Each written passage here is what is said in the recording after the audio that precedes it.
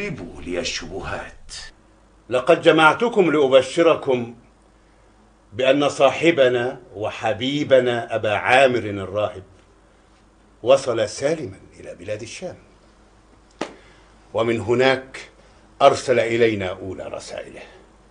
وماذا كتب في هذه الرسالة؟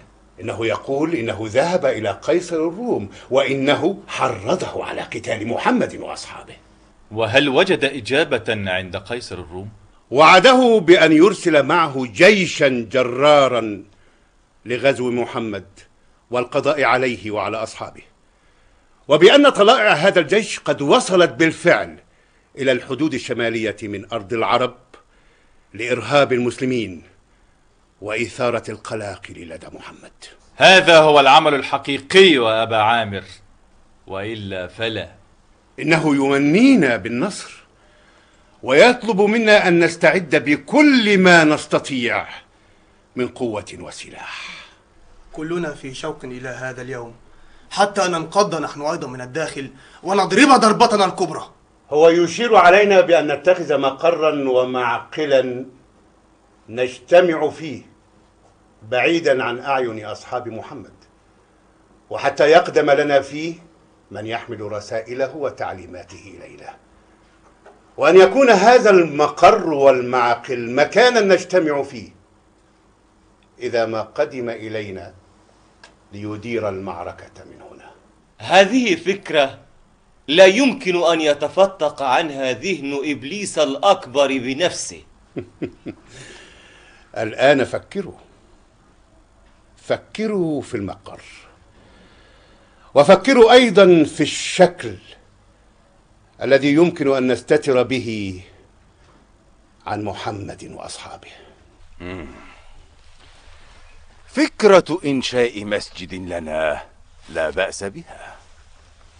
نعم، سيكون في الظاهر مسجدا للصلاة، ولكنه في حقيقة الأمر سيكون معقلا ومقرا لنا نجتمع فيه ونخطط لمحاربة محمد وأصحابه بعيدا عن أعين الرقباء. ونستقبل فيه أيضا الوفود والرسل التي يرسلها أبو عامر لنا حتى يقدم علينا في يوم الخلاص.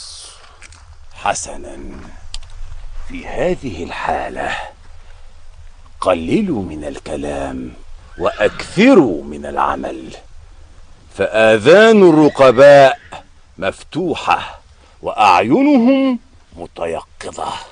لكن أين سنقيم معقلنا؟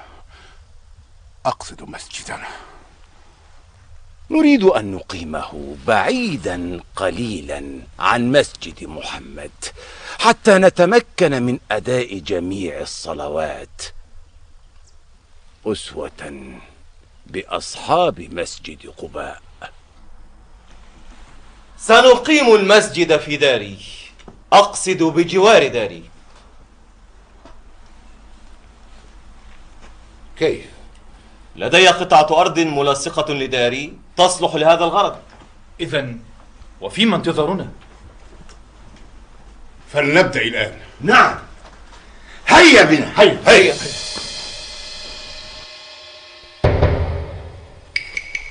ها قد انتهينا من البناء، لم يبق لنا إلا أن نفتتح المسجد للصلاة. سنفتتحه الآن؟